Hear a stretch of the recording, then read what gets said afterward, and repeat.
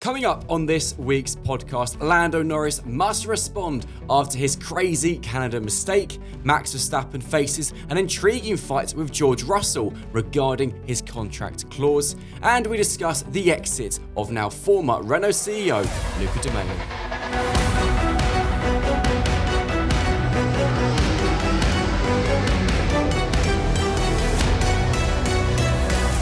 Hello and welcome to the latest episode of the Racing News 365, a podcast looking ahead to this weekend's Austrian Grand Prix. From Racing News 365, my name is Nick Golding and I'm delighted to be joined in person by the awesome duo. That is 2023 Young Journalist of the Year, Sam Absolutely Peace Coop, and the man, the myth, the almighty legend, that is lead editor Ian Parks. Now, for those who are listening to this podcast, it is business as usual and will sound the exact same. For those watching, you're in for a treat because, as you can see, we are together, no screens individually separating us. We are in the Racing News 365 HQ in Eindhoven in the studio. We're recording. Ian, it's quite nice, isn't it, to be together recording? It's always a pleasure to be in the company of you two gentlemen. Too kind. And in particular, Mr. Absolutely Peace, as he's now become known. Yes. It's not just absolutely or peace out, it's absolutely peace, Coop. It's starting to feel like I've got like a higher calling, an international kind of peace-like calling with that kind of nickname. We'll see.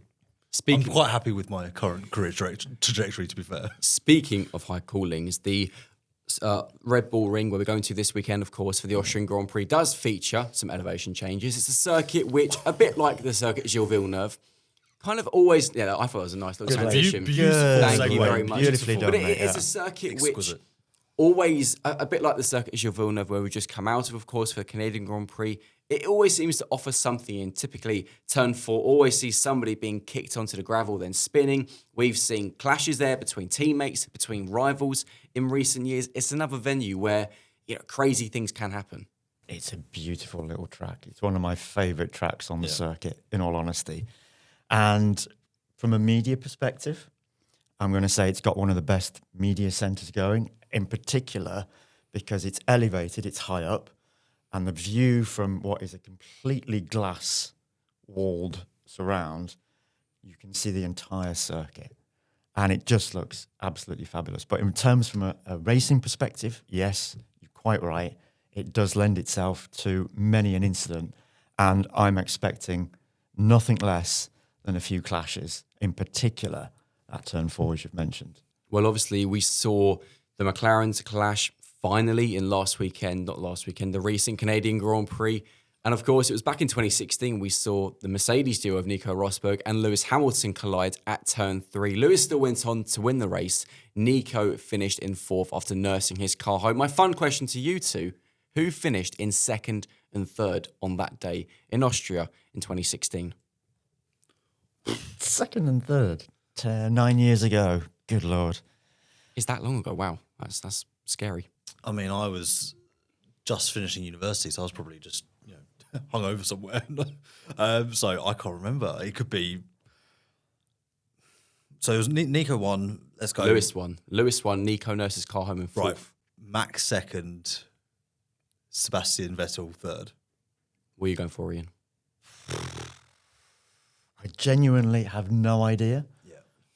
Honest to God. No wild guesses? No wild. I'm trying to think who was even actually driving. My memory for these kind of things is rubbish, by the way. So you might as well just move swiftly on and give us the answer. It was, I'll refer to my script, Max Verstappen finished 2nd. Kimi Räikkönen finished close, 3rd. actually. You That's weren't not bad. far off. You did well. That's you did okay. well. Before we get on to our real talking points for this week's podcast, I just want to go back to a conversation we had at dinner last night because we started discussing who would feature in our F1 version of Mount Rushmore. I thought it was a nice topic. The fans can get involved. So comment below who would feature in your F1 Mount Rushmore.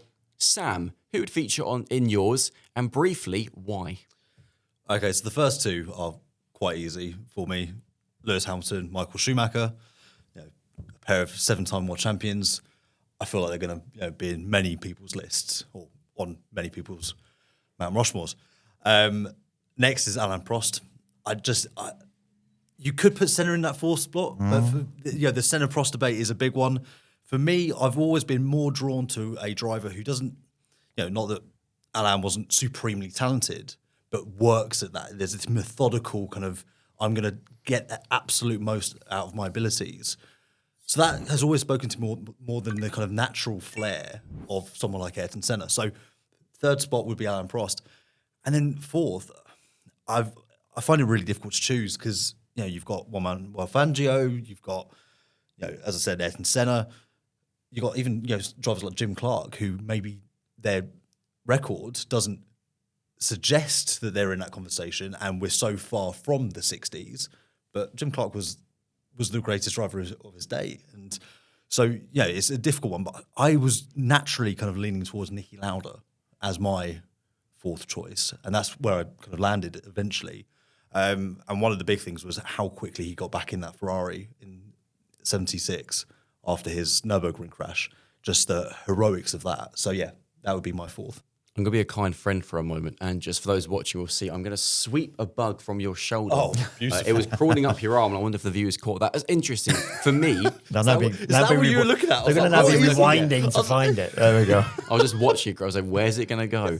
I agree on Lewis and Michael for the simple reasons of the records they've beaten, both 7-time world champions. For me, Senna makes it because it's, well, Senna. My fourth is actually Max, because you look at the way he's just dominated. You know, the fact he came in so young, breaking records in that as well, and then what he's gone on to achieve and what will likely still go on to continue to achieve. I think he's actually a driver who perhaps doesn't get the credit necessarily he deserves, and maybe won't get the credit until he does retire, whenever that will be. So for me, that's quite a modern four for me. Ian, for you, is there any older names featuring yours? Yes, I did go older. That was a thinly veiled dig. Yeah, I know, jeez, man. So obviously, yes, you've got to go Lewis and Michael for all the reasons that you two guys have previously stated. I did go Ayrton. Yes, I appreciate Alain and Max have won more titles, but I went for Ayrton simply because of the iconic status in which he is held. And if you are going to have leading names and figures of the sport on your Mount Rushmore, and for me, that's why Ayrton makes it. And then my fourth choice, which is at least different to you two guys, I did go much further back, and I've gone for the original GOAT of the sport, and that would be Juan Manuel Fangio. Nice. So, as I say, you can't, as I said, the original GOAT for me, the forerunner of everything that followed. So I like it. And also to those who are watching or listening to this podcast, let us know via any of our social media platforms, or if you are watching it, just do it in the comment section below on YouTube. Who would feature in your F1 Mount Rushmore and why? It'd be really good to know. I think it'd be quite a cool thing for us to discuss.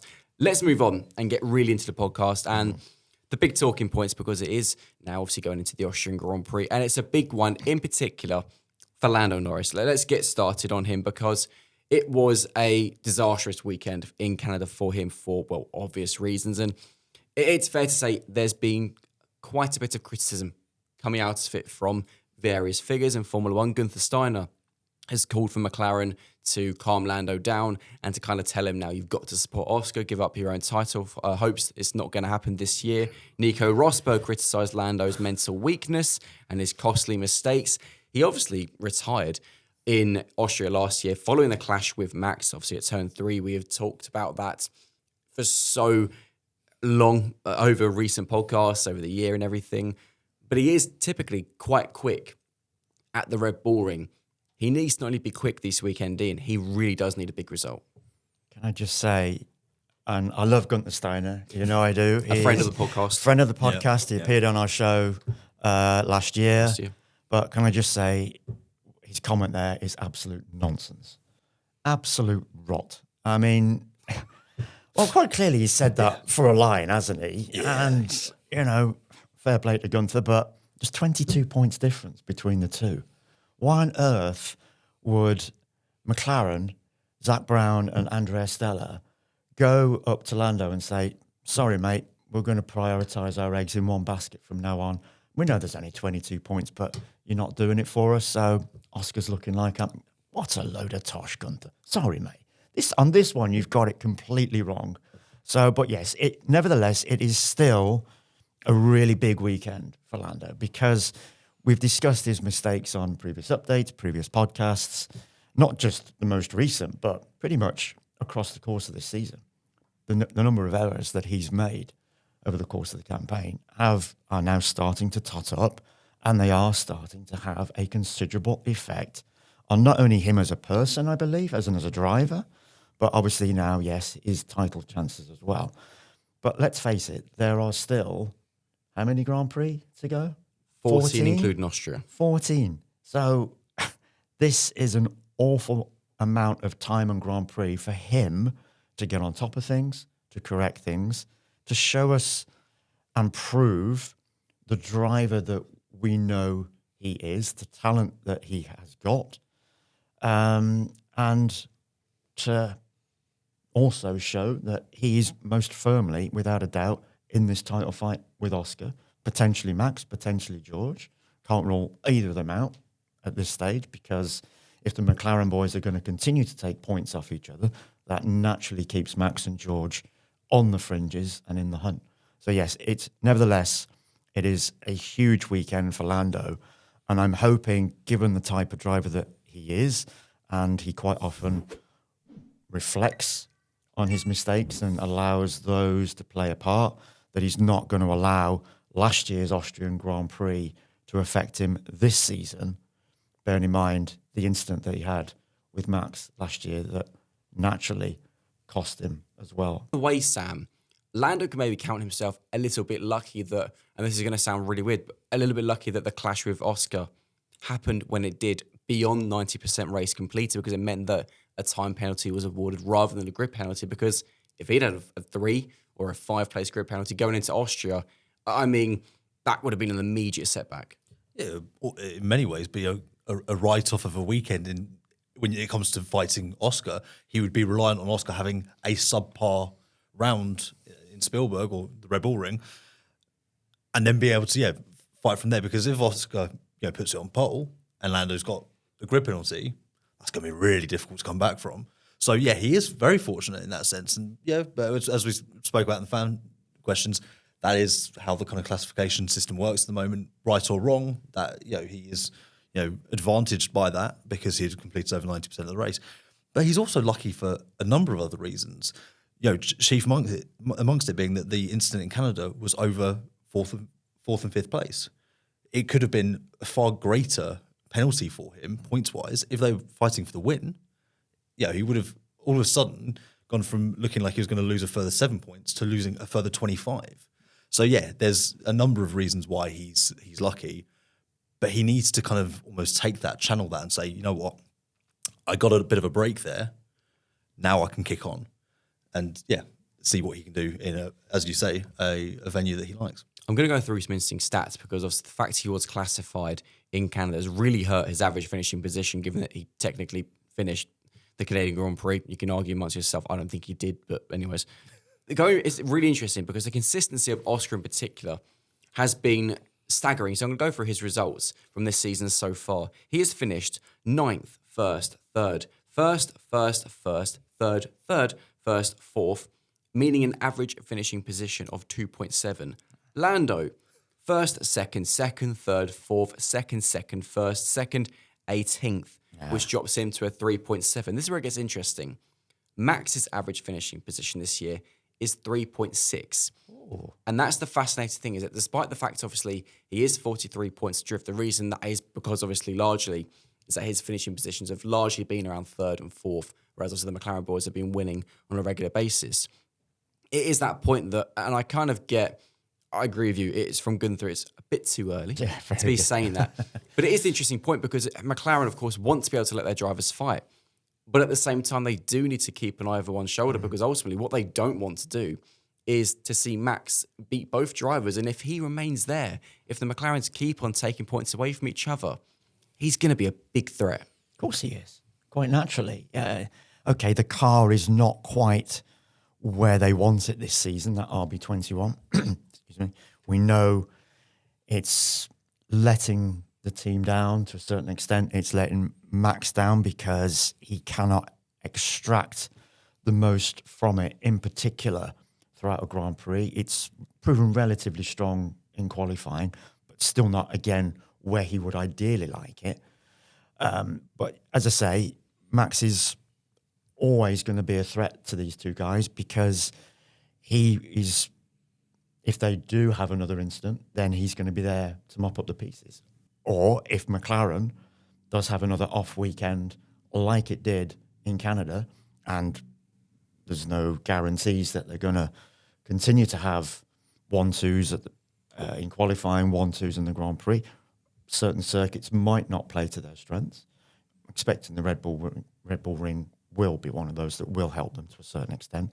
But with Max, he's giving his absolute everything every single time he gets in that car for qualifying, for a Grand Prix. And as I say, he's going to be there just in case Lando and Oscar do again trip up over one another. And bearing in mind what we have at that Red Bull Ring, that gorgeous turn up the hill, sharp right-hander. Turn 3. We've seen many an incident there in the past. Who's to say that Lando and Oscar won't trip over one another again this coming weekend? Or Max and George. Who knows? Who knows? Who knows? But it is a big weekend for Max for many a reason. Obviously, it's Red Bull's home race, so a lot of pressure there because all the big bosses will be there. But more importantly, as we've discussed so many times now over the last couple of weeks, it's the final race before he loses some penalty points for his licence. After the Austrian Grand Prix, if he's clean and gets through it safely, he will drop to 9. And then, of course, he's got until the Mexico City Grand Prix in October before it drops further. So from that point of view as well, there's going to have to be an element of not being taking too big a risk. We know Max will still risk it all if he's got a chance for the win. But there is that point as well, Sam, of he's got the pressure of carrying Red Bull on his shoulders, basically, because Yuki obviously is not there, who we will discuss in a moment. But at the same time, he's got to keep himself in this title fight. He can't really fall much further adrift. But he's going to want to win for Red Bull on home soil. Of course. Why wouldn't he? It's almost, I think Max is so singularly minded that the fact it's the home race almost has no bearing to him. Yes, there's more, sponsor duties and there's, kind of more fanfare around it for Red Bull. But Max wants to win every time he gets in the car. I don't think it materially changes his approach to a weekend. And for Max, he's in that position where he just needs to kind of do what he can, as he always does, and as and when those opportunities arise, kind of make that move. And he is advantaged also by being part of a team that has, Christian Horner himself has said, we're not even focusing on the constructors. That second car is, for all intents and purposes, irrelevant to Max. He is there fighting his fight for the Drivers' Championship. That's where the focus of Red Bull is. That's where they're supporting. And anything that second driver can then suddenly start to bring in terms of strategy, in terms of backing up, or even taking points off the McLarens, that is just an advantage at this stage. It's not at all factored into the cost of business for Red Bull. It's not an expectation. So it will be a big weekend for Max, but I don't think that it being Red Bull's home Grand Prix has a substantial impact for him.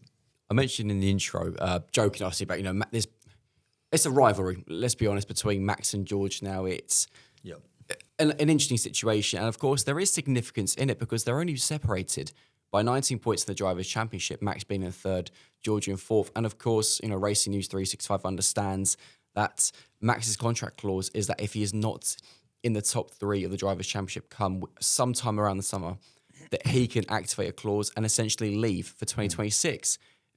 It's remarkable that the driver who's threatening Max that top 3 place is George. In particular, a point you've made, Sam, several times, at one of the seats that Max is being linked to is George's Mercedes seat. It's a fascinating situation, isn't it, this one? It's really intriguing, you've got to say. In particular, if that clause is genuine, and we understand it is genuine, then this is a really... We talked about fully expecting Max to give absolutely everything this weekend. It's home Grand Prix, etc. But this is also a really dangerous weekend for Max. I think more dangerous, this one, than Canada. Simply because, again, the nature of the circuit. That turn 3 in particular, you could easily cause a collision there, force a driver off a track there. Any kind of incident could lend itself to Max accruing that one penalty point that we know he stands away from that potential ban. That potential ban would then spill over into the British Grand Prix, and there's a very good possibility that whatever results George picks up in Austria and at Silverstone, providing they're good, strong results, and there's no reason to suggest that they wouldn't be given his performances. I'd like to see his average finishing position this season. Then coming out of Silverstone, there's a very real possibility that George could actually be ahead of Max in the standings. Now, the only thing we don't know is the specific time as to when that contract clause kicks in. It was reported not so long ago that it was actually after the Austrian. Our understanding is, no, it's not that. It's actually, I think it's, but I don't know specifically, I believe it's after going into the summer break. That would appear to be the most natural point. It makes sense. Yeah. The most natural point in the season for such a clause to take place. Intriguing. And as I say, a really dangerous weekend for Max. But also, I mean, like, and that's the thing. That's why it's so dangerous. Is because if you've got 5 laps left and you're fighting for position heading into turn 3, you're not going up that hill going penalty point. Need to think about that. You're going. I've got a guy behind me and he's coming up the outside. You are so focused on defending the position or taking the position, or whatever it might be. But also, in some ways, with that contract clause, I think it just makes a potential option just that bit easier for Max. Because if Max really wants to leave, we already know that Red Bull aren't really going to stand in his way too much. Christian Horner's always maintained that he doesn't want he doesn't want to keep a driver at the team that doesn't want to be there. And that's, a big picture kind of thought of, you don't want to disrupt the harmony of a team. And you've got to, kind of expect that Max would be able to force his way out of that contract. He'd be able to buy his way out of that contract and make the move to Mercedes regardless.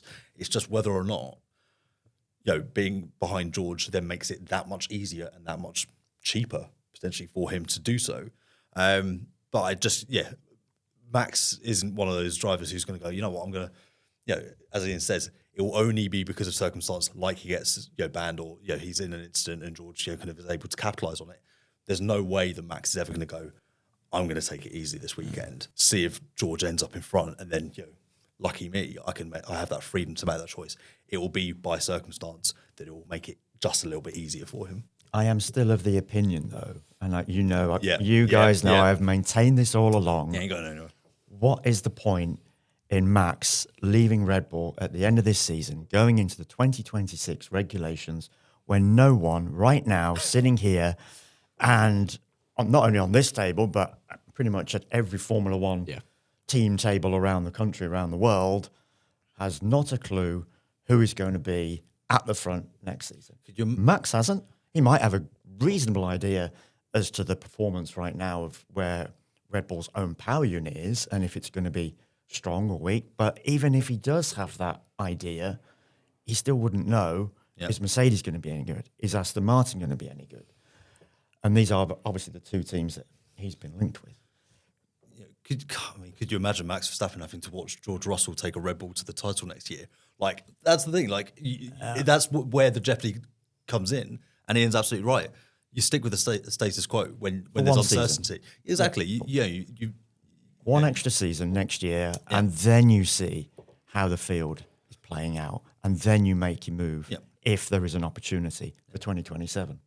Sticking with this weekend's Austrian Grand Prix, one thing Max would probably like more than anything else is support from a certain Yuki Tsunoda, his teammate, and of course for Yuki as well. I mean, this is arguably the biggest weekend of his Red Bull career so far, and obviously the big bosses will be there, you'd imagine, all the sponsors. He needs to deliver. This is now going to be his 9th Grand Prix in a Red Bull. So, on the topic of average finishing positions, in the 8 previous Grand Prix, of which Yuki has driven for Red Bull, what do you think his average finishing position is? It's going to be really low. It's going to be somewhere about 10.7 or something. I think it's going to be like 13th, 12th or 13th. 11.8. Ooh. He has scored... We're both close. Across those 8 Grand Prix, he has scored an almighty 7 points. 7 points, to the point, and this is remarkable, as you mentioned this a few minutes ago, Sam, that Red Bull obviously ruled out the Constructors' title. Yeah. they currently sit, there's actually only 37 points, splitting second to fourth. And we know, of course, the financial benefit of finishing second, particularly going into the new regulations. Red Bull do sit fourth, Ferrari third, Mercedes in second. Remarkably, obviously, Red Bull depending on Max solely at the moment to pick up their points. If Yuki can just find some form, there is a realistic chance that Red Bull could pip second, believe it or not. But this is Yuki. Surely time is against him. It's got to be. He's got no contract for next year. Well, remarkably, if my maths doesn't fail me here, take Yuki out of the scenario, out of the equation completely. Max carries Red Bull to fourth. They stay fourth without those points. But take away Max's points, Red Bull is bottom of the championship. Yeah. So that is how drastic we are talking. This kind of disparity in performance, and yeah, it's a huge year for Yuki, and it's quickly becoming not just saving his Red Bull career and his the seat, because you look at the performances and you go, he's going to have to turn this around pretty quick for them to even kind of consider it. Or you just go, you know what, we're going to, whether they move Isaac up or whether they find a driver and go, you know what, here's a short-term contract, say a 2-year contract, give Isaac 3 years at Racing Bulls to really kind of bed in because he looks like the heir apparent at the moment. So, you look at that, could it be a Valtteri Bottas? Could it be an experienced driver who had that immediate Sergio Perez-like effect? Is probably the best route because Yuki isn't delivering at the moment. But it is now developing into Yuki needing to save his career not because he's not talented enough. He's shown that at Racing Bulls. He is more than quick enough, but you're looking at the options and fewer seats available for next year. Even Cadillac, who have no drivers as of yet, heavily linked with Sergio Perez, who also could be an option for Alpine. But even then, you go, say Sergio takes one seat. What is it to say that Cadillac are going to go for Yuki? Because there's a number of other American drivers. There's drivers that are already in the Cadillac program that they could look to. There's a lot of talent sitting on the sidelines in F1 at the moment. Kevin Magnussen, for example, Valtteri Bottas has already previously mentioned. Yeah. So there's so much there that makes it it's a real uncertain for a current driver to walk into that team. There's no guarantee here for Yuki. And maybe Aston's an option with the Honda tyres, but as we know, Honda have already taken somewhat of a step back in how they manage Yuki. They've kind of, at the turn of the year, said he's got to manage it himself. He's got to go his own route. He's in his mid-20s now. He's been in F1 for a while. He needs to step up and take hold of that kind of thing. So it's a really uncertain time for Yuki. And you just feel that he just isn't in the environment in which he can show what he can do at a really, really critical point. Yuki must be really worried. Right now, as you said, he's had a contract at the end of the year. Yeah. This move, okay, albeit one that he's hankered after for a long time, as we know, but it could ultimately be the death knell of his time, potentially not just within the Red Bull family, but potentially even in Formula One. Yeah. Who knows? But it's looking very, very difficult for him now because he's had these struggles with the car, just like Liam Lawson had for the 2 Grand Prix that he had with the team at the very start of the season, just like Checo Perez had predominantly throughout last year, and that ultimately led to his departure at the end of last season. Yuki has just not been able to find the right setup, the right chemistry with that car. And until he does, and he's running out of time, then he will continue to struggle. And ultimately, that could be the end of him by the end of this season. It's to the point that even when we were discussing, I think it was over dinner one of the evenings, what Red Bull would do if Max did get banned, almost the best option for them would be to not put Isaac in the car and potentially kind of knock his confidence a bit by being put in a very difficult situation too soon, because it feels like they can't put Liam back in because you kind of know we know what to expect from Liam's performance in that car. Almost the best play is to put Ayumu Iwasa straight into that car for one weekend and go, you know what, it's probably just do what you can. Yeah. Just do what you can, and your pathway into F1 is looking blocked as it is, but here's your opportunity. So that is probably the best route for them at this stage if that does come to pass. Interesting, of course. For those watching on YouTube, let us know your thoughts in the comments below on anything we discussed, and of course, any of your thoughts going into the Austrian Grand Prix. We need to get hurry on. We've still got a lot to talk about before doing our predictions for the Austrian Grand Prix. Let's talk Mercedes, of course. George Russell comes into the weekend after a comfortable win ultimately in Canada. Of course, he won Austria last year with quite a bit of luck, obviously with Max and Lando colliding. But you've got to argue as well, with Kimi Antonelli obviously finishing on the podium in Canada as well, the third youngest driver to finish on the podium in F1. Mercedes, bizarrely, probably come into this weekend with, of all the teams on the grid, with the biggest spring in their step. I don't think we've been able to say that for a very, very long time. Yeah, that was a great result for Mercedes and a genuine performance result as well. They didn't luck into anything.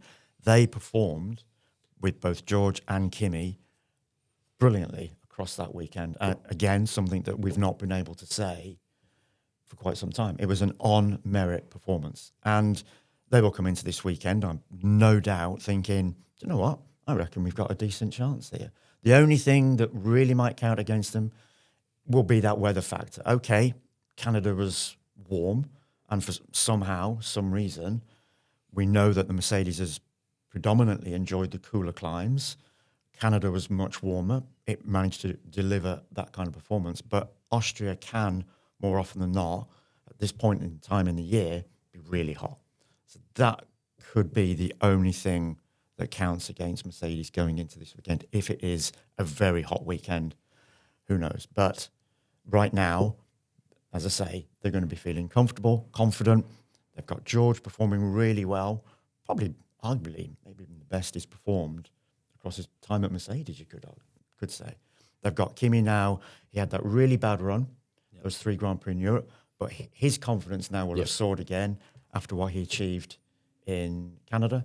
Great qualifying, and very early on in that race, managed to get Oscar Piastri and then keep Oscar at bay for the most part throughout it. So he's going to be going there with a spring in his step again at least, which is great for him. I thought that was a great result. Real shot in the arm of confidence that he needed coming out of that triple header. Mercedes confidence sky high. Ferrari's is getting lower by the Grand Prix. And it's interesting because on the topic of Gunther Steiner, more comments he came out with, Sam, is obviously we've heard the Italian media rumours on Fred Vasseur that he could be set for the act. Charles Leclerc could leave. Both of them have refused that that's the situation, that it's not going to happen, and said, no, we're staying, there's nothing wrong. Gunther believes that Fred is the next Ferrari scapegoat in that he's getting seemingly blamed for anything that's going wrong with the team. He's obviously spoken and said these rumours are false. He's got to be feeling the pressure because, as Gunther pointed out, at the moment, Ferrari, they do like to make changes when things aren't going their way. Things aren't going their way. He's even said himself that I am here to take that pressure, to shoulder that responsibility. He's called out the Italian media quite kind of directly, saying, stop taking aim at my guys, who work for Ferrari. If you're going to have to focus that at anyone, focus it at me. So he's stepping in front of that bullet, kind of proverbially. So I think that he certainly is feeling the pressure, but ultimately that's right. He is the accountable executive. He is the team principal. Yes, he doesn't have a direct involvement day to day in small decisions that are made in certain departments that could have wider effects on the team, on the season, on results, so on and so forth. But he is overseeing the entire team, and therefore the entire season, the entire project as things stand. So it makes sense that you would make that change if you were going to make a change. Fortunately, in F1, if things aren't going well, you have not only the team principal, but you also have 2 drivers that you can change if things aren't going as they should be. Not that Ferrari would want to do that because Lewis is very early into his tenure. He needs more time to bed in, and Charles has proven himself already at Ferrari. And he's said himself that he feels that he's actually performing quite well this year. He said in Canada, even after a difficult weekend, like if I look at my season, I feel like I've been pretty strong or something to that effect. But it's the same with football. If things aren't going well, you can't change an entire squad overnight. So you change the manager. It's that same, F1 teams are big teams. We just see, the team principal and the 2 drivers. There's far more behind the scenes that you change, but Freddie is the one that would be changed. Just very quickly to add to that, again, and this is another nonsense rumour you got to feel, because why would you change right now? Because Fred is overseeing, and again, I refer to it as I did with Max, Fred is overseeing the 2026 program. Yeah. So Yeah. what would be the point in somebody coming in now, picking up a team that's halfway through the development, or a good portion of the way through the development of that program? You're going to be almost like coming into it a little bit blind, not really knowing what direction the team is going with that development path. Well, Fred knows full well exactly what that development path is, where it's taking the team, what they need to do.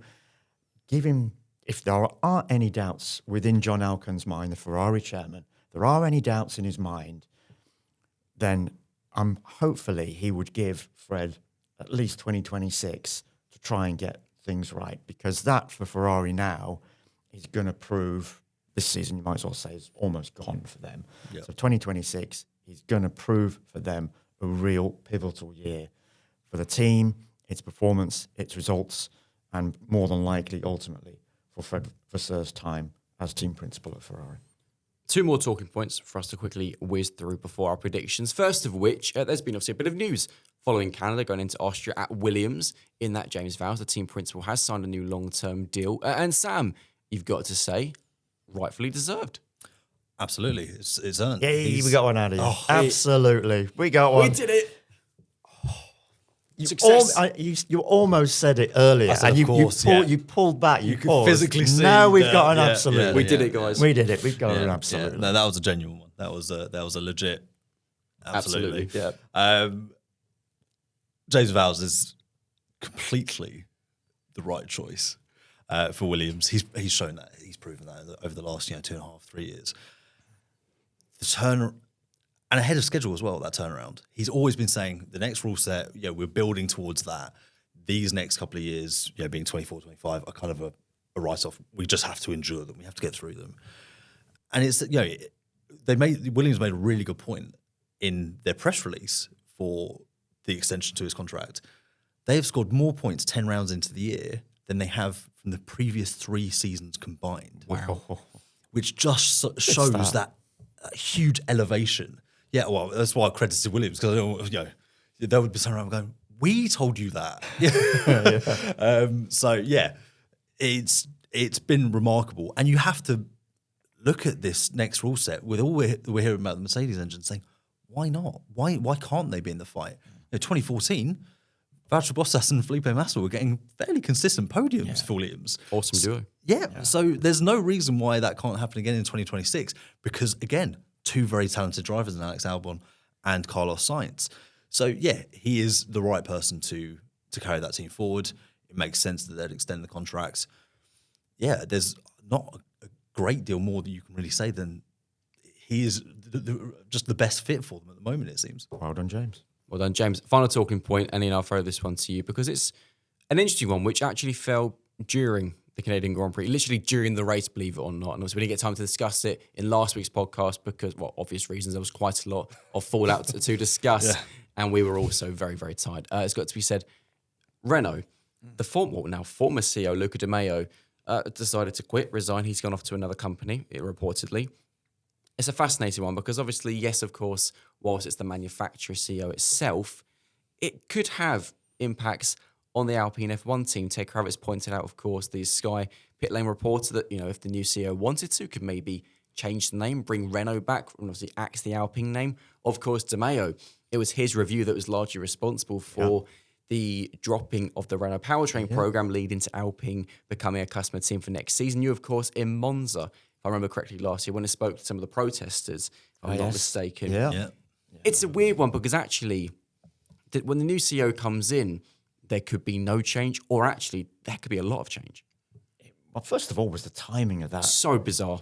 Timing of that announcement. Why would you drop it on Grand Prix Sunday? Yeah. It just defied belief. Mid-race. Yeah, the news came well. through mid-race, and we're Mid-race. sitting there kind of like, to what extent do we cover this now? I know. Because we've got other stuff going on. But that just sums up the Renault/Alpine operation. It's just been, you know what word I'm going to put in front of the word show, basically, because it's been very, very difficult. Look at the number of personnel that have come and gone over this period of time. And now, ultimately, we've got the CEO leaving. I mean, just what on earth is going on within that entire organization, that entire company? But to address your question directly, yes, who knows what a new CEO might decide to do? I think we've now gone beyond the point of no return with regard to the power unit. If Alpine, when Alpine is on the grid next season, of course, it's now going to have the Mercedes power unit in the back of it. But could any new CEO look at all the finances and the way everything is structured and ultimately decide, you know what, I don't think, now we've got rid of Renault, I don't think we really want to continue with the Formula One team anymore. It could happen. Yeah. That could genuinely happen. But conversely, we might decide to have they might decide to have somebody that, you know what, we're going to make a real good fist of this now. Let's give this an opportunity. Okay, it's Alpine with a Mercedes in the back of it, but look at McLaren. It's got a Mercedes in the back of it. It's proved itself now a Constructors' Championship winner. It's going to win, most definitely, the Constructors' Championship. And quite obviously, it could very well now win the Drivers' Championship with either Lando or Oscar. So it all depends what personality, what character they have got going to step into that hot seat and which direction they now decide to take the company in. Interesting, you do feel it's a company in general which could use some stability and a little bit of calm. It definitely needs Whenever that it. happens, time will tell. Got it in. Right, shall we do our Austrian Grand Prix predictions and bring this podcast to an end? Sound good? Sounds good. I've got to thank Kelly from Utah in the United States, who is representing the fans for the Austrian Grand Prix. Thank you, Kelly, for passing in your predictions. Kelly's predictions are that Lando Norris will claim pole position. The top three will consist of Max Verstappen in third, Charles Leclerc in second, and Oscar Piastri for the win. No Lando on the podium, but that Lando will claim the fastest lap, Ferrari the fastest pit stop, and Gabriel Bortoleto will finish in 10th. To give a quick idea of the current leaderboard, because there's a lot of change coming out of Canada, Sam is last on 47 points. The fans, as I pointed out, being Shake represented... of the head from Sam. the fans, as I pointed out, being represented by Kelly for Austria are in third on 49 points. Can Kelly get you on the leaderboard? Time will tell. I am in second on 54 points, and Ian has got possibly the most commanding lead of the season so far on 63. As you're in first, you can go first. What are your predictions for Austria? George did that for me in Canada quite He did. obviously. He really And did. you're on He smashed 63 it. points. Now, Kelly, quite interesting. yeah, that's a good point. Yeah, 63, no, that's quite cool. Yeah, isn't cool, it? That's look at quite that. cool. On the I ball. like it. Sam on the ball, Coop. So Kelly, quite interestingly, has gone for a similar scenario as I did in Canada, whereby I predicted George on pole, but I didn't predict that he would finish in the top three. So she's gone Lando on pole, but not Lando to finish in the top three. So she is obviously expecting an incident for Lando during that Grand Prix. So not much faith in Lando and the way he's going at the moment. Thanks, Kelly, by the way. So yes, it's a fascinating one, this one, because at this stage I could not call between McLaren, Max, and George in particular. It's getting harder. It's getting more tricky. So here More we go. unpredictable. Yeah, so here we go. So pole position, I am going to go Lando. Okay. I think he's got a point to prove, and I'm going to go for him. I think he's going to smash it this weekend. Top three, I will go. Do you know what? I'm going to keep the faith, and I'm going to go Lando victory ahead of Oscar, ahead of Max. Fastest lap, I'm going to go Oscar. And Paul, so I've done that one. Fast pit stop. I've gone Ferrari all the way, so I'm just going to remain consistent and go Ferrari, and then 10th position, Fernando. Okay, I'm going to go for Max pole, because I just think he's brilliant in the Red Bull ring. Max pole, Max victory, Oscar second, Lando third, Isaac Hadjar in P10. So I've not gone Ferrari fastest pit stop once all season, because it's kind of been a bit like you went for George in Canada. That me with the fastest pit stop's kind of been my gamble. I'm going to keep gambling, and I'm going to go Red Bull. It's got to happen. They are getting quicker. Believe it or not, they were actually the second quickest team when it came to pit stops in Canada. So they're definitely improving. Fastest lap, we will go Lando. Sam, bring us home, please. So I'm very much of the same thinking as Ian on this one. I think Lando's going to have a strong weekend. So Lando pole. I think Lando will win the race. I think Oscar will finish second. I'm torn on third, but I feel George could be there. I think Max will get the fastest lap because I think he'll be fighting and he'll have that opportunity to try something different. Maybe a late soft tyre. So there's my thinking there. 10th place, Yuki Tsunoda. And fastest pit stop, I'm sticking with Ferrari because for me, it's a toss-up between Ferrari and Stake. And as soon as I change it now, Stake will do it. So I'm sticking with Ferrari. Sam, Ian, amazing stuff as always. To those who've been watching this podcast on YouTube, please do smash the like button and subscribe to the channel. From Sam, Ian and I, we will see you this weekend for the Austrian Grand Prix. See you later. Thank you, Kelly. Thank you, everyone, for watching and listening, and take care as always. Thank you for joining us.